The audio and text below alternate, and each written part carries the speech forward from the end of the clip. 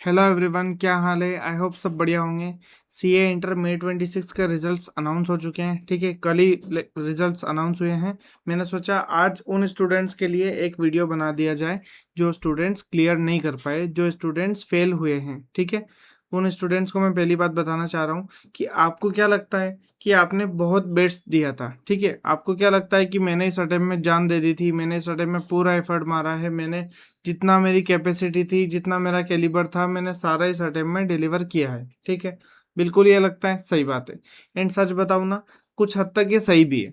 तो पहली बात, इम्प्रेस योरसेल्फ कि ठीक है, मैंने मेहनत की, मैंने चीज़ें की और उसका मैंने प्रोसेस में बिलीव करो, पहली चीज़ हो गई। ठीक है, रिजल्ट कभी फेवरेबल आता है, कभी फेवरेबल नहीं आता है। भगवत गीता का हमारा एक थॉट है, क्या श्लोक है कि कम कर फल की चिंता मत कर। तो कभी कभी क्या होता है, अब देख बच्चे सिंपल सी बात बोलेंगे, सर आप बोल रहे हो कि हमने मेहनत की थी, अग्री की थी, फिर हमने रिजल्ट नेगेटिव क्यों आया, हमारा रिजल्ट अनसक्सेसफुल क्यों आया।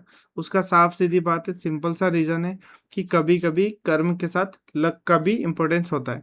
कम मतलब एफर्ट्स, मेहनत। ठीक है, मेहनत का अगर 90-95% रोल है तो 5 to 10% एफर्ट, उसका लक का भी रोल होता है। ठीक है, आप ये नहीं सोच सकते हो कि मैंने बहुत अच्छा एफर्ट मारा और मैं पास हो जाऊँ, ऐसा नहीं होता है। FMSM का पेपर थोड़ा टफ आया था। CA फाइनल वालों को देखो, उनका तो ज़्यादा ही लक बेस्ड हो गया। 5-10% जो बोल रहा था उसकी बजाय यहाँ तो मतलब 40-50% तक लक बेस्ड रिजल्ट गया है, क्योंकि AFM का पेपर ही ऐसा आया था। उसके अलावा IDT का पेपर भी उनका टफ था, IBS का भी कहीं ना कहीं टफ, मतलब एवरेज टू टफ पेपर था। ओके, पर हम बात कर रहे हैं अभी इंटर वाले स्टूडेंट्स की। तो इंटर वालों को मैं एक क्लियर चीज़ बोलना चाहूँगा कि आपको अभी है ना हार नहीं माननी है। आपको ये नहीं सोचना है कि रिजल्ट बहुत ज़्यादा नेगेटिव आ गया, रिजल्ट में मेरा अब क्या होगा, मैं तो फेल हो गया।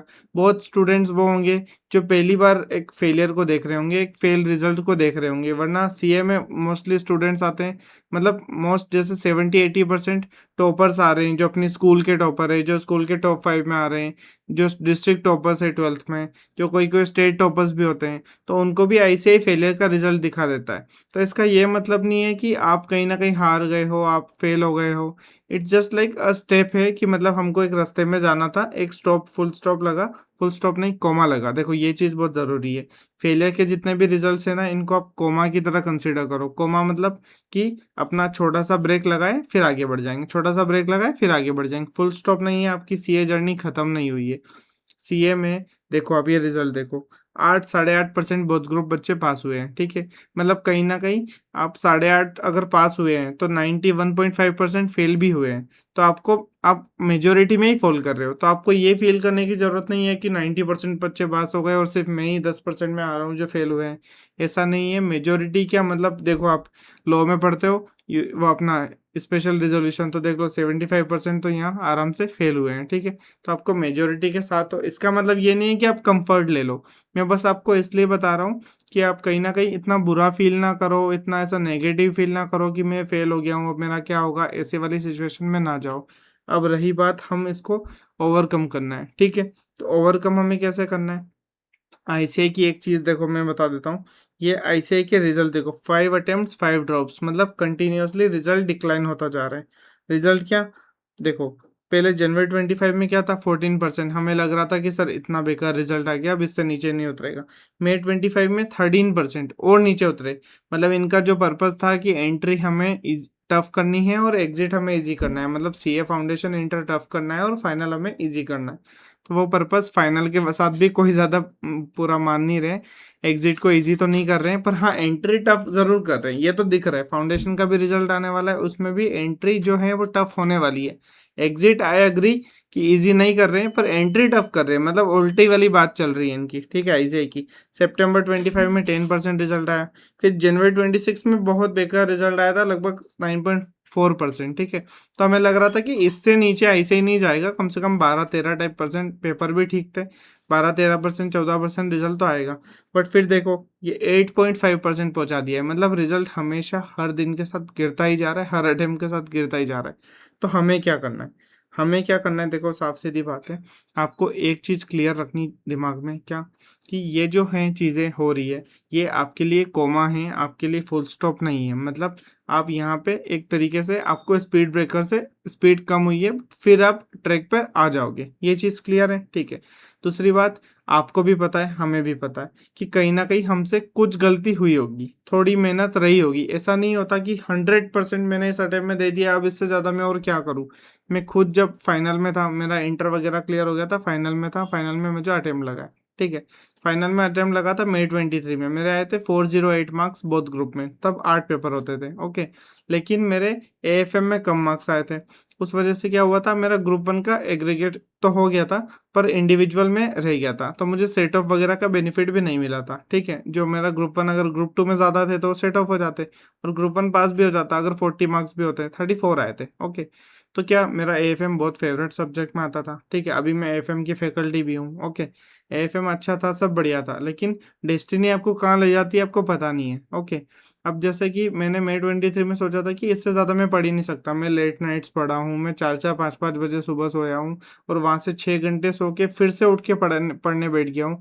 मैं कंटिन्यूअस मतलब 10 to 12 hours every day hit कर रहा था, ओके। इतनी मेहनत करने के बाद, इतने अच्छे से रिवीजन करने के बाद, रिवीजन भी हुए थे, मैंने मॉक भी लिखा था, सब किया था, फिर भी मेरे मार्क्स नहीं आए। तो उसका क्या कारण था? उसका ये कारण नहीं है कि बिल्कुल मतलब मैं अगले अटेम्प्ट में और एफर्ट मार ही नहीं सकता। मेरा फेल होने का कारण था, सबके अपने अपने कारण हो सकते हैं, ऐसा नहीं बोल रहा हूँ कि मेरा ही कारण सबका कारण हो सकता है, सबके अपने अपने फेलियर के रीजंस हो सकते हैं। मेरा कारण था कहीं ना कहीं थोड़ा सा ज़्यादा स्ट्रेस लेना, ज़्यादा कहीं ना कहीं लोड लेना पेपर का, कि पेपर कैसा आ जाएगा, टफ तो नहीं आ जाएगा, इजी होगा, क्या होगा पता नहीं, ये वो। तो जो ओवर थिंकिंग वो मुझे कहीं ना कहीं थोड़ा सा पीछे खींच रही थी। अदरवाइज मेरी प्रिपरेशन वगैरह सब बढ़िया थी, ठीक है। अब November 23 देखो, मैंने और अच्छे से प्रिपेयर किया, लेकिन मेरी थोड़ी तबीयत खराब हो गई थी, उस वजह से मैं अटेम्प्ट ढंग से नहीं दे पाया। फिर भी मैंने पेन किलर्स खा के अटेम्प्ट दिया था, बट फिर भी कहीं ना कहीं वो थोड़ा सा मतलब तैयारी मैं नहीं मानता हूँ कि उसमें अच्छी थी। May 24 I was in good zone, मैं अच्छे जोन में था, अच्छे से मैंने पढ़ाई की, आई वॉज पॉजिटिव। मैं ज़्यादा और चीज़ों में भी टाइम दे रहा था, जो चीज़ें मुझे पसंद है, मैं क्रिकेट खेलता था रोज़ 1 घंटा 1.5 घंटा। तो क्या जो चीज़ें मुझे पसंद थी मैंने वो चीज़ें करी। वो चीज़ें करने से क्या हुआ, वो चीज़ें करने से कहीं ना कहीं मेरे दिमाग को एक वो सिग्नल गया कि नहीं, मैं अच्छे स्पेस में हूँ, अच्छे जोन में हूँ, सब होगा बढ़िया होगा, ठीक है। सब होगा बढ़िया होगा, ये आपको भी सोचना बहुत ज़रूरी है। अगर जिस बच्चे ने 100% अपना एफर्ट डाल दिया था, आपने मॉक लिखे थे, आपने रिविजन्स किए थे, आपने क्लासेस टाइम पे की थी, आपने कोई क्वेश्चन नहीं छोड़ा, सारा मटेरियल अच्छे से कवर किया था, तो कहीं ना कहीं आपको थोड़ा सा अपनी मेंटल स्पेस, अपनी ओवर थिंकिंग पर काम करना होगा, और थोड़ा सा पॉजिटिविटी लानी होगी, थोड़ा सा मैनिफेस्टेशन करना होगा, तो आप डेफिनेटली नेक्स्ट अटेम्प्ट में क्लियर कर लोगे। लेकिन अगर आपका इन 4-5 चीज़ें जो मैंने आपको बताई कि क्लासेस हो गई है, फिर आपका रिवीजन हो गए मल्टीपल, 2 रिविजन्स मैं मानता हूँ इनफ है। 2 रिविजन्स अगर आपके हो गए हैं, आपने अच्छे से क्वेश्चन सॉल्विंग करी है, प्रैक्टिकल सब्जेक्ट में, थ्योरी में आपने अच्छे से मेमोराइज किया है, याद किया है, पॉइंट वाइज कीवर्ड्स याद किए हैं, ठीक है। उसके अलावा अगर आपने टेस्ट भी दिए हैं, RTP MTP भी लगाई है, एंड फिर आप अगर बोलते हो कि सर मैं फेल हुआ हूँ, तब जाके आप थोड़ा सा अपनी मेंटल स्पेस पर काम करो, आप ओवर थिंकिंग पर काम करो, इन चीज़ों पे काम करोगे तो हो जाएगा। अगर ये चीज़ें हटा के, अगर आपने इन चीज़ों में से कुछ कमी रह गई हो, सर मैंने मॉक टेस्ट नहीं लिखा था, सर मैंने मान लो रिवीजन पूरा नहीं किया था, मैंने मान लो सर पढ़ा था लेकिन कीवर्ड्स मेमोराइज नहीं किए थे, लिख के नहीं देखे थे, राइटिंग प्रैक्टिस नहीं की थी, तो उन बच्चों को मैं बोलूँगा कि कुछ कमियां यहाँ भी हैं, कुछ कमियां कहीं ना कहीं अपने दिमाग में भी है, जो हम ओवर थिंकिंग वगैरह कर जाते हैं। इन दोनों चीज़ों पर हमको काम करना है, आराम से होगा, चीज़ें निकलती है, ऐसी बात नहीं ये 8% 8.5% दिख रहा है तो ये भी तो निकला है। कुछ कुछ बच्चों की ऐसी स्टोरी आ रही है कि सर मेरे छठे अटेम्प्ट में, 6th अटेम्प्ट में ये निकला है, मेरे 8th अटेम्प्ट में ये निकला है। तो आप सोचो वो 6th अटेम्प्ट तक दिए, और इतने बेकार रिजल्ट में, 8.5% रिजल्ट में भी वो क्लियर कर गए। या फिर मान लो किसने 8th अटेम्प्ट दिया, वो भी क्लियर कर गए ऐसे रिजल्ट में। तो अगर आप मेहनत की है, कहीं ना कहीं वो 7 अटेम्प्ट से, 5 अटेम्प्ट से वो कुछ ना कुछ तो गलत करते आ रहे होंगे, तब जाके उनका क्लियर नहीं हो पा रहा था। अब उन्होंने अगर सही स्ट्रेटेजी, सही चीज़ें फॉलो की तो क्लियर हो गया है, ओके। ये चीज़ हो गई। दूसरा, अगर ग्रुप 2 के, जस्ट मैं बस इसलिए बता रहा हूँ, पहले मैंने आपको ये चीज़ बता दी, आपको कुछ भी लगे तो आप कमेंट कर सकते हो। और दूसरी चीज़, मैं मेरे नंबर दे रहा हूँ यहाँ पे, ठीक है, तो आप मेरे को कॉल या मैसेज कर सकते हो, कुछ किसी को डाउट हो कि सर अब मैं कैसे करूँ, सर मुझे, 1 मिनट, ये वाले नंबर नहीं देना है आपको। किसी को कुछ भी अगर लगता है कि हमें डाउट है, हमें सर क्लियर नहीं हो रहा है, हमें मोटिवेशन नहीं है, हमें लग रहा है कि अब हम नहीं कर पाएंगे, तो आप मुझे कनेक्ट कर सकते हो, ओके। ये मैं नंबर दे रहा हूँ मेरे, ये आप व्हाट्सएप और कॉल दोनों पे कनेक्ट कर सकते हो, ठीक है। ये नंबर पे हम मिलेंगे, अच्छे से बात करेंगे, कोई दिक्कत नहीं। ओके, सब हो जाएगा आराम से, अगर मेहनत करोगे तो हो जाएगा। बस आपको लगे रहना है, और कभी ना कभी थोड़ी कमी हमारी रह जाती है। आई एग्री, लक का इम्पोर्टेंस होता है। जैसे मान लो सीए फाइनल वालों के साथ, सीए इंटर वालों के साथ कोई कोई एक पेपर टफ आ सकता है, तो टफ पेपर आएंगे, लक का इम्पोर्टेंस रहेगा, पर वो सिर्फ 5-10%, 15% रहेगा। अगर अपन ने अच्छे से मेहनत की, अच्छे से हार्डवर्क किया, अच्छे से एफर्ट्स लगाए, अच्छे से आरटीपी रिवीजन सब चीज़ें की, तो कहीं ना कहीं हम लक के जो इम्पोर्टेंस है उसको कम करते जाएंगे।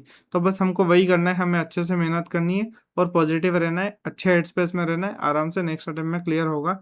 बस मेहनत करते रहना है और अपने को हारना नहीं है। This was just a comma, not a full stop, ठीक है। तो आपकी सीए जर्नी में सिर्फ एक स्पीड ब्रेकर आया था, स्पीड ब्रेकर कूद के हम, ऐसा तो नहीं है कि गाड़ी वहीं लगा के रुक जाते हैं, हम वो कूदा के आगे चलाते हैं। फिर अगर सही रास्ता दिखता है तो स्पीड बढ़ जाती है, फिर अगर ब्रेकर्स दिखते हैं तो स्पीड रुक जाती है, पर चलती रहनी चाहिए ना, जर्नी कंटिन्यू होनी चाहिए।